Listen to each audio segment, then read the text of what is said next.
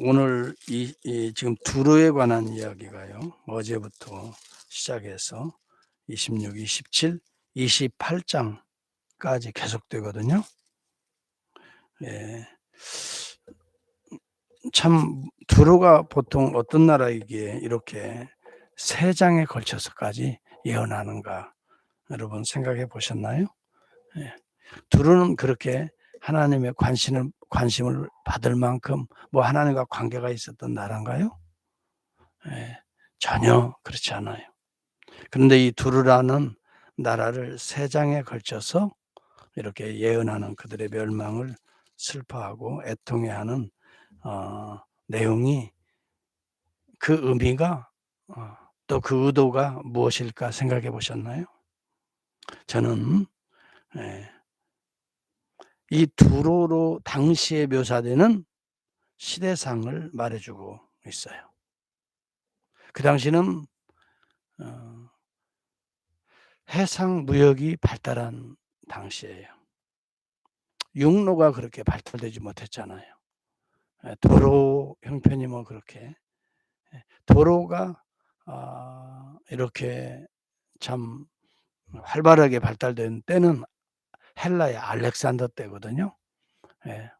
그 이후에 이 팍스 로마가 세계를 정복하면서 세계로 뻗어가는 도로 확충망이 그때 세워져요. 그 이전까지는 뭐 예 그저 말 타고 다니나 노새 타고 다니나 이런 식의 도로들이 그러니 배는 달라요. 배는 그 어디를 가더라도 물결을 따라 쉽게 가잖아요. 그래서 당시에는 해상 무역이 발달하고 해상 무역이 발달한 나라일수록 화려하고 또 다양한 세계적인 물품들을 교환하기 때문에 화려할 수밖에 없어요. 그렇죠? 네. 그리고 경제적으로도 부할 수밖에 없고 당연히 군사적으로도 예 강대하고 견고한 성이 돼요. 그래서 "너 유명한 성읍이여." 이렇게 말하고 "견고하였도다." 이렇게 두로를 향하여 말하고 있는 이유가 분명해요.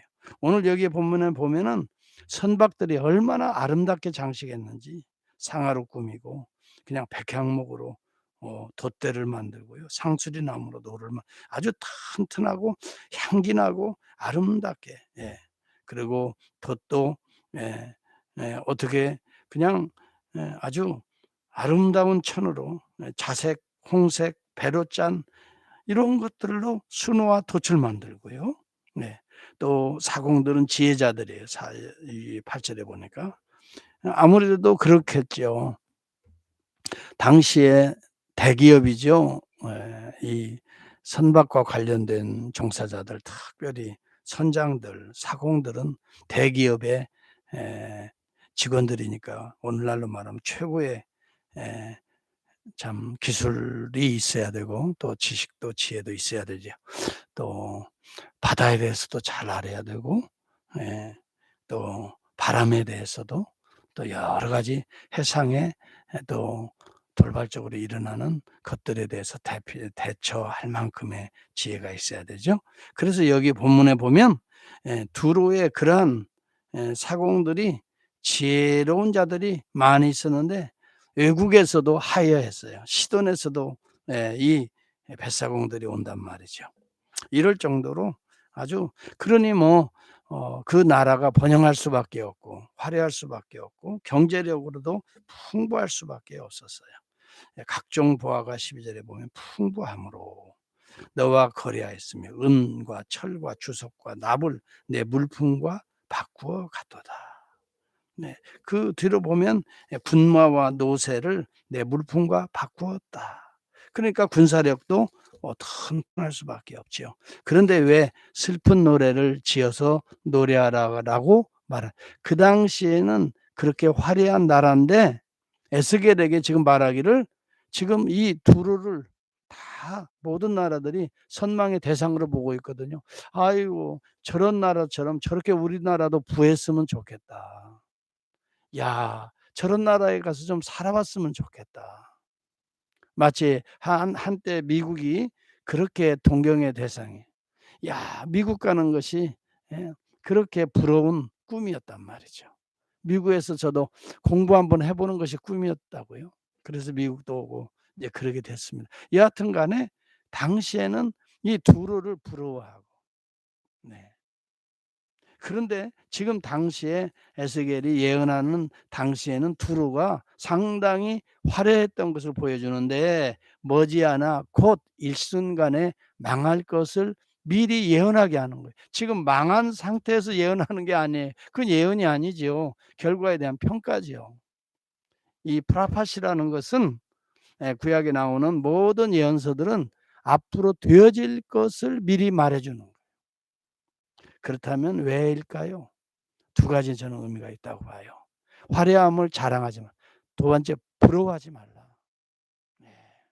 상아로 뭐 꾸몄다고 해서 멋진, 금으로 뭐 이런 거 절대, 이 세속적인 거, 세상적인 거 부러워하지 말라. 네. 그리고 또 하나는 더 중요한 것이 있다면, 이렇게 예언함으로 인해서 그들도 이 메시지를 듣고 그 가운데서도 하나님 앞에 돌아와야 될 백성이 있다 하는 거예요. 여러분, 그래서 요나를, 예, 니느웨로 보내잖아요. 그 가운데도 구원받아야 될 하나님의 백성이 있다는 거예요. 이런 차원에서 본다면 오늘 교회의 존재 이유가 분명합니다. 세상 부러워하지 말고, 아직도 세상에서 구원받아야 될 백성들이 있으니 오늘 이 메시지를 전하라는 거예요. 이것이 오늘 우리의 사명이 된다고요. 교회의 사명이에요. 만약에 세상이 좋다면, 이 복음이 없다면, 이 예언이 없다면 우리는 세상에 빠지죠. 당연히. 세상 거 좋아하죠, 우리도. 세상 사람들처럼 돈 버는 것이 목적이 되고 돈 버는 것이 수단이 되어서 어떻게 하면, 예, 그렇게 해서 화려하게 성공하고 싶지요, 세상에서. 예. 그래서 대충, 기도도 좀 하고 뭔가 이 시대에 잘 나가는 종교 하나 정도는 선택해서 뭔가, 예, 의지하고도 싶죠. 왜? 내가 성공하고 내가 행복하고 내가 잘 나가야 되니까. 예, become a better. 내가 더 좋아져야 되니까. 예. 여러분, 이것이 두루라는 걸 기억합시다. 이러한 하나님 빠져버린 하나님의 영광이 빠지고 내 영광이에요. 하나님의 예수 그리스도의 지혜와 지식의, 아름다운 보배를 빼버리고 나의 지식과 지혜의 자랑이에요. 이게 두루란 말이에요. 부와 명예와 화려함, 또 강력한 견고한 성읍 군사력까지 동원해서 철통 방어를 해도 바다의 풍랑 하나를 잠재우지 못한다. 여기 본문에도 보면 풍랑이, 동풍이 바다 한가운데서 너를 무찔렀도다. 26. 여러분, 동풍은 누가 만들어내요? 생각해 보세요. 과학자가 동풍을 일으켜서, 두루를 멸망시킵니까? 철학자가 여러분 두루를, 바다에 동풍을 일으켜서 멸망시킵니까? 네. 종교적인 어떤 바다의 신 포세이돈이, 그렇게 동풍을 일으켜서 멸망시킵니까? 한순간에 모든 다시스에 왕래하던 수많은 배들을 동풍을 일으켜서 한순간에 침몰시켜 버리는 이가 누구냐고요. 이것은 종말론적인 심판을 예언하고 있는 거예요. 이것이 요한계시록의 18장에 보면 바벨론으로 묘사가 돼요. 왜냐하면 두로 이후에는 바벨론이 더 화려했거든요. 그래서 바벨론으로 예언되고 있지만 실제적으로는 두로도 포함하고 있는 거지요. 요한계시록 18장은 이 시대의 문화를 상징해 주고 있는 그림 언어예요. 바벨론이라는 단어가 무슨 그때 바벨론이라는, 나라가 세워진다는 그런 문자주의적 해석하면 큰일 납니다. 예. 그래서 바벨론을 만들려고, 예, 하는 이 여러 나라들이 그게 다 바벨론이다, 그렇게 막 해석을 그렇게 나가는 사람들이 있거든요. 예. 시한부 종말론도 그런 식으로 막 엮어서 성경을, 그래서 백성들을 오도하는데요. 중요한 것은, 우리가 핵심적인 것은 이 두로나 바벨론이 하나의 그림어라는 거예요. 그게 무슨 말이에요? 종말에 나타날 문화의 특징을 말해주고 있는 나라가 두로요, 당시의 바벨론이요, 예, 요한계시록에 이후에 나타난 등극한 가장 강력한 화려한 세속적인 나라가 바벨론이었기 때문에 바벨론아 일순간에 망하였도다라고 말하는 거지, 그때 바벨론 나라가 있어서 망한다는 게 아니에요. 당시의 모든 세속적인 화려한 나라들을 바벨론이라고 하는 나라로 대칭해서 비유해서 지금 요한은 예언하고 있는 거거든요. 중요한 것은 두 가지입니다. 하나는 세상 부러워하지 말라는 거예요. 하나님 빠지면 너띵이다.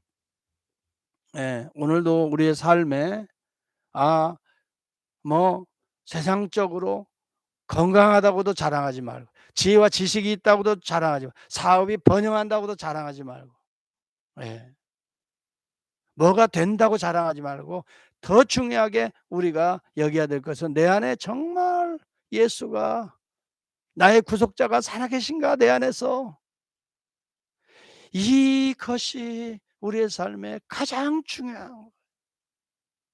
때로는 고난이 오고 환난이 오고 핍박이 와도 예수 그리스도가, 주의 영이 내 안에 거하시고 내 안에 역사하시면 되는 거예요. 그렇다고 여러분 가난하고 비천하게 살아가는 게 선이다라고 말하는 거 저 아닙니다. 일해야 될 때 일도 안 하고 뒹굴뒹굴 들면서 나는 예수하고 살아, 나 예수 믿고 천국 가서 구원받아, 그렇게 게으르고 악한 것을 선이라고 저는 말하지 않습니다. 성경은 그것을 동조하지 않아요. 병들어도 어려운 환경에 있어도 최선을 다하여 주의 일에 힘쓰는 그 모습, 왜? 그 안에 성령이 살아계시기 때문에. 육체는 다 병들어 죽게 되어 있죠. 예. 그렇잖아요.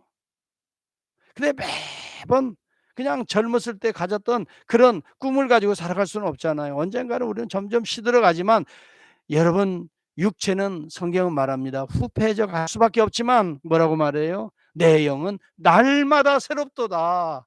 성령이 우리 안에 역사하셔야 돼요. 그러면 가만히 있을 수 없어요. 성경 보고 눈물로 통회하고 이 시대를 바라보며 애통해하며, 오늘도 복음을 위해서, 교회를 위해서 내가 무엇을 행해야 할까? 내가 어떻게 한 영혼을 구원해야 될까?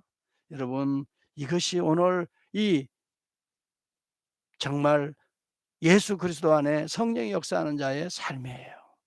두루는요, 당시에 무역업이 성행했다고 그냥 화려하고 이런 것 자랑하고, 이웃 나라들 많은 나라들과 교역하면서, 그러면서도 군비를 확장하고 경제력을, 여러분 이것은 어떤 면에서 최선을 다하는 거 좋습니다. 그렇게 해서 나라를 부강시켜야 돼요. 아주 이 두로는 그런 면에서는 성공한 사람들이에요. 세상적으로 보면 성공했어요. 그런데 제가 오늘 여기 성경이 왜 애가를 지으라고 하는가, 왜 슬픈 노래를 그 상황에서 부르라고 하는가, 이거 완전히 복음적으로 뭐예요? 예, 참 엉뚱한 얘기 같잖아요. 당대에 이렇게 화려하고 멋있고 부러워하는 나라를 향하여 하나님은 에스겔을 향하여 뭐예요? 슬픈 노래를 지어 부르라는 거예요. 망하였다는 것을 이야기하라는 거예요. 왜 그랬을까요? 거기에 취해서, 그 속에 빠져서 세상 영광에 취해서 하나님의 영광을 취해버려. 다 하나님이 주신 모든 지혜와 지식이었는데, 하나님이 주신 여건들이었는데, 하나님이 주신 모든 축복의 선물들이었는데, 그 영광을 자기들이 받아서 화려함을 자랑하고 하나님을 빼버렸어요. 이것이 이방 나라가 받아야 될 심판의 중요한 요인입니다. 오늘도 저와 여러분 최선을 다해서 일합시다. 우리가 할 수 있는 최선이 무엇인가를 주님 앞에 기도하면서 간구합시다. 그 최선이 나의 영광을 위한 것이 아니라 주의 영광이 되기를 바랍니다. 하나님의 나라가 되기를 바랍니다. 이 나라가 무궁할 것입니다. 이 나라를 통해서 하나님은 계속해서 일하실 것입니다. 이 나라의 백성들만 살아남게 될 것입니다. 하나님의 영광에 동참하게 될 것입니다. 오늘 행여라도 우리의 영광을 위해서 주를 이용하거나 나의 명예와 권세를 위해서 주의 이름을 부르는 어리석은 종교인들이 되지 맙시다. 오늘 오직 주의 영광과 주의 이름을 위해서 오늘도 주의 역사를 간구하는 진실한 그리스도인이 될 수 있기를